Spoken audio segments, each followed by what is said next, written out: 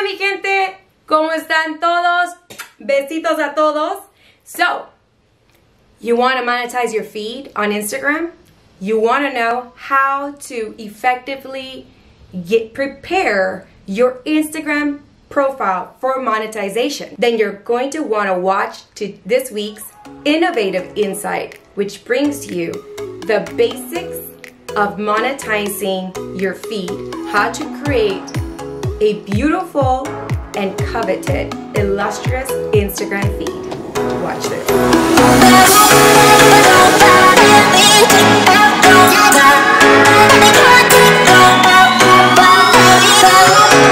Welcome back to another week on the Instagram for Business series. This week, I want you guys to remember one thing. It's very important to keep everything on social media needs to be tailored and optimized for people. Why? So that they can easily digest content fast. Your feed needs to be consistent, specific, and highly visual. As we have been mentioning in the past videos, these three elements are key to creating that illustrious, coveted Instagram feed. It's very important to remember that you need to make sure you know who your target audience is. And by target audience, I mean you need to get specific. You need to niche down and find out exactly who your audience is. And don't say everyone, because everyone is not your target audience. If you say everyone, ya valió, because you cannot reach every single person. You have to make sure that you are taking the time to find out who exactly your audience is and who you stand for, who you want to touch. Because remember, the goal here is to monetize Instagram. It's not to just throw any random picture on your Instagram feed. Therefore, your posts on your feed have to be simple, clear, and again, there's that word, highly visual. All right, these three keys, again, as I mentioned, being specific, being consistent, and being highly visual are the keys to success to your Instagram feed. You need to be specific. Why? Because you cannot be everything to everyone. Research your community. Research your competitors' community. Make sure you figure out what trends are in your industry, in your community that are popping right now. What is it that your competitors are doing to get engagement? What is it that your competitors are doing to create engagement as well as following and influence? What is it that they're doing? That's what you need to really get down and get specific with. Another resource is to make sure you go to your competitors, look at their followers. Then look at what your followers their followers are following. Yeah, that's kind of too many words, too many follows. Look at your competitors' followers and see what they are following. I think that made much more sense. Be consistent. This key to success on the Instagram feed is the #1. And the reason for this being is from March to I want to say the first week of July. So from March to July of this year, I was consistently be consistent. That is the #1 key to the Instagram feed. And one of the reasons why is because I'm going to give you a personal example. From March to July of this year, I started being super consistent. I was hanging out with one of my girlfriends at Sophisticated Hue, and we were talking about it. We were talking about what I do for some of the clients and stuff like. She's like, why don't you do this for yourself also? Why don't you do this to market your own self so that you can gain more clients? And I'm like, yeah, you're right. She goes, because that way you show your portfolio and your work and what you've done with your own, and people are a little more trustworthy or trusting you to do their own work. And I'm like, yeah, okay. So one thing is to know what you're doing, and another thing is to show what you're doing. So earlier this year, like I said, March to July, I started posting every single day, sometimes even twice a day, and I started really watching my engagement, watching my impressions, watching everything behind the scenes in my analytics and really getting that feedback and getting in there every single day. I figured out a magic sauce on how to post, what time to post, who to tag, how to tag, what hashtags to use, and it skyrocketed my growth on Instagram. I went from just over 2,000 followers to 5,000 followers. Finally, I hit the 5,000 mark. Right now I'm sitting at 6,000, and it's because from July to the second week of August, I didn't post much. I didn't post but maybe once or twice a week. Yes, I was still gaining followers. Yes, you know, I'm still getting a lot of engagement, comments, likes on my page, but I didn't grow like I was growing between March through July. If I had not stopped, I think right now I would have been at around right under or right above 8K. So here's the thing. You've got to stay consistent on Instagram. If Instagram is the platform for you, you need to hustle, like chingale con ganas every day, post something every day. And the reason why is because this is what happened when I stopped. When I stopped, every time I post now, it is so much harder to rank at the top of a hashtag feed. It is so much harder to rank at all. And I noticed that I'm no longer knocking off that if you go to the hashtag and you see the little hashtag picture, that one, I used to be able to like knock it off and be placed on there as the hashtag cover, for instance. And I noticed that now it's so much harder. So I've been working with my brand photographer to brand himself, and just this week, we used a hashtag that was over 200,000 followers. So for this hashtag, over 200,000 people are using this hashtag consistently. It is a pretty decent sized hashtag. So what happens is we got the correct mix of caption, engagement, likes, and all within that first hour, as well as tagging. And we were able to knock out the hashtag picture from the hashtag feed, and he ranked #1 on the first 9 space grid. He was the first one. And not only that, but I think my favorite part about it was that his picture looked amazing next to the rest of the pictures. So I know for a fact that he's going to continue to get engagement. He's going to continue to get likes. The algorithm picked it up. The algorithm is going to start showing it to everyone in that who follows those hashtags. And I was really impressed with this one picture that we did. So remember, it takes 10 times more effort now for me to get back on top than had I just stayed consistent the entire time. So it's so important to consistently post. Even if you don't feel like it, post. And I know that this is going to be very backwards, but post something. But don't just post something, because you can't just throw anything on Instagram. So post something that's meaningful and of value to your following. And because people forget you so quickly on Instagram, it's very important to be highly visual. A highly visual feed is the winning feed. You need to make sure that you have a theme going on. You need to make sure that the theme is curated to your brand. Make sure that everything that you do on that feed is branded. Todo, sí, todo en el feed tiene que ir con tu marca. La marca de tu negocio. So it's very important that you get in there and yet you post what is most congruent, what most represents, what most tells the story of you and your brand. And what I mean by this is stop posting food pictures. Stop posting puppy pictures. Well, puppy pictures may be all right because, well, it depends if your puppy's really cute, but mine is really cute, and every once in a while I'll post a picture of them. But what I want to make sure that I let you guys know is, if you are a personal trainer, quick and easy reference. If you're a personal trainer and you're into that fit lifestyle and eating on the go, let's mention my girlfriend, Rael Graver. She is heading out to the Olympia in a couple of weeks, actually in 2 weeks. And she definitely embodies that fitness lifestyle. She's a personal trainer, she's a fitness coach, she's a life coach.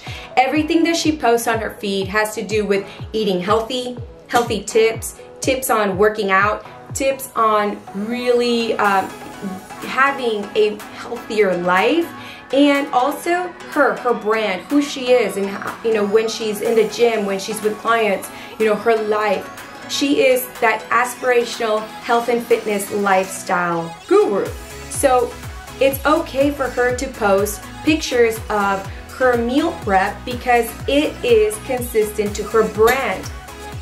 It doesn't make sense for her to post a picture of a dinner date that she went on and she had some cake and she had pizza and all this stuff and it's all hanging out, and that's not consistent. So you would never see Rael put that kind of picture in her feed because it's not consistent with her brand. If you are a lifestyle blogger, if you are into fashion, if you're into fashion, it's very important that all your pictures are well taken, well lit, that the clothes looks perfect in the feed, and that you're able to see exactly that you are a fashion blogger. Unless your feed is aspirational and inspirational, then try not to include so much of like worded text on your feed.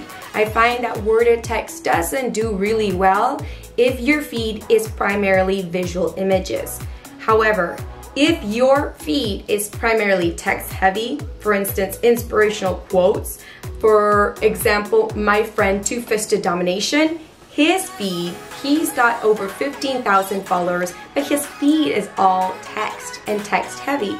I don't think he would do really well if he were to throw over una selfie of, you know, my friend Paul in his feed, where all the rest of the feed is beautifully crafted, curated, text heavy, visual information. So, you know, Paul can't just throw una selfie and call it a day and hope that, you know, his 15,000 followers are, you know, gonna make it viral. It just doesn't work that way. Some things to avoid is making sure that, you know, you don't always have the same background constantly.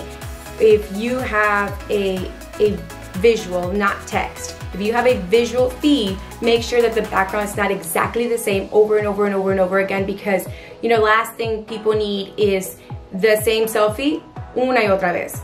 Like, that's enough. One or two. If it's your office, and I get that, like for instance, my office is a part of the brand, it's a part of, you know, the blog, the J. Franco blog. My office is a part of all of that. So it's very important that you are very careful as to the same kind of background in your feed. I tend to try to find different angles and different pictures or different ways to show my office. And there are some things to avoid. You need to make sure that you are avoiding, you know, using the same background over and over and over again. If you're a lifestyle blogger and you went with a photographer and they took 5 different pictures of the same background in the same outfit, and this is something I got from my brand photographer because I was kind of guilty of doing that. I would go to a place or a specific spot and I'm wearing the exact same thing over and over, but I'm just like in different poses.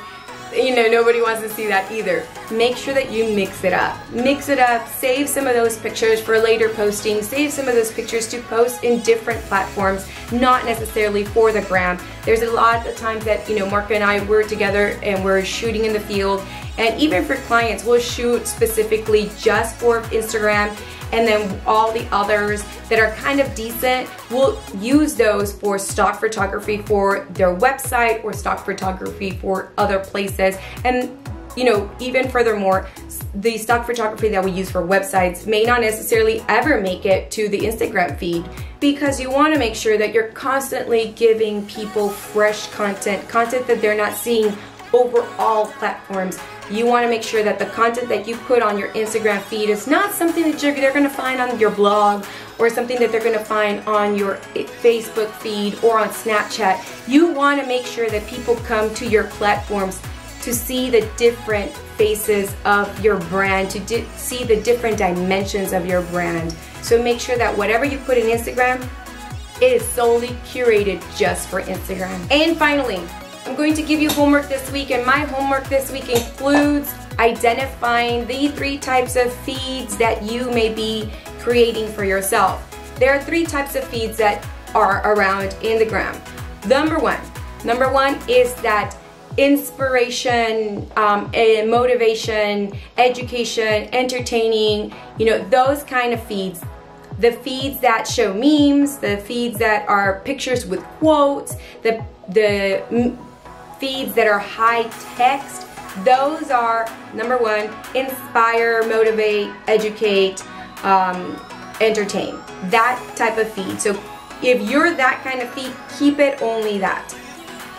The second one is that the AKA Lifestyler. So the AKA Lifestyler is a feed that has connection, transparency, and authenticity. This particular type of feed is mostly related to, lifestyle bloggers, food bloggers, any influencer, because you're trying to portray who you are in your natural element, in your life. You're sharing your life with your following. So it's very important that you realize that this kind of style needs to connect, needs to be transparent, and needs to be authentic with your audience.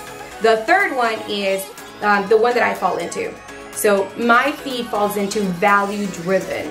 Value-driven is pictures of you and your business, or pictures of you in your business, or pictures of you doing your business with business captions. Your captions need to have clear call to actions. Your captions need to make sure that you address what you're doing for the day, what you're trying to share. So they're value driven. You're sharing lots of information with people on the captions. You're sharing visual pictures that encourage people to want to read the captions, that encourage people to want to either buy from you, follow you, and look up to you, admire you, search your business, or you are the expert within that industry. So that's what value driven is. So I want you to figure out this week exactly what you are, what kind of feed you're going to curate this week, find examples on the net, and create your own content. I'm going to give you 3 tips of basic housekeeping rules. Number 1 is don't be controversial unless it's part of your brand. So don't post anything that's controversial unless it is part of your brand, unless it's part of who you are. So try not to be controversial. Stop posting food pics or pics of, of anything else. But if you're not a foodie, if you're not a chef, or you're not a food critic, stop posting pictures of your food. Nobody wants to see your food. Also, nobody wants to see pictures of your family, your relationship, your pets, unless it's part of your brand. So ya deja show. If it's not part of your brand, that's number 3. Stop posting pictures of your family, your pets, your relationships. No huggy kissy PDAs on social media, because if it's not part of your brand, then don't post it. For my brand, I posted a picture of me and my husband. We're hanging out. We're at a conference. So that's very within my brand guidelines. But you don't see pictures of me and my husband, kissing and, lots of PDA and all that stuff. I give you an insight of who I am and what my life is, but I don't give you something that's not authentic, and I don't give you something that's not within my brand construct. All right, and that is the end of the video. And the final thing for homework, go down right now to the description, download your feed strategy worksheet. This worksheet is going to give you the guide to determining whether you should be posting this picture or not. So you have a picture and you go down through it. I'm going to read it really quick. Should I post this? And the next thing you're going to ask yourself is, okay, well, is it food? Yes or no? Am I a food critic, a food blogger, a foodie, or a chef? no, then don't post it. Like, deja el show, déjalo ahí, don't post. Ya valió, párale ahí.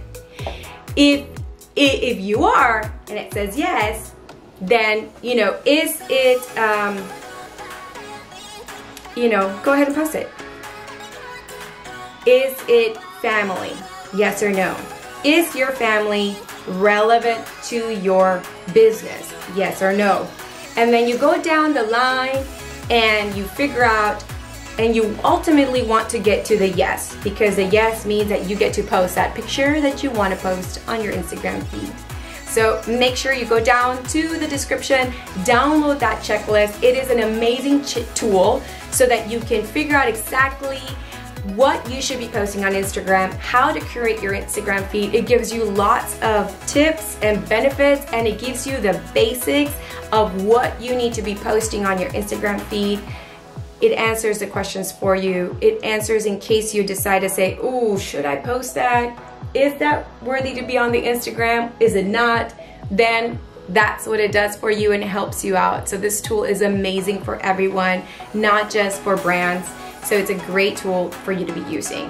So as always, like this video, subscribe to my channel. Next week, we will be talking about effective CTAs on Instagram. Yes, you heard it right. Effective call to actions, because we want people to do more of what we want them to do. The perfect call to actions in your captions on Instagram. That is next week. Again, like and subscribe if you found some information that is really good on this video. Make sure to share this video, and I will see you next week for the innovative insight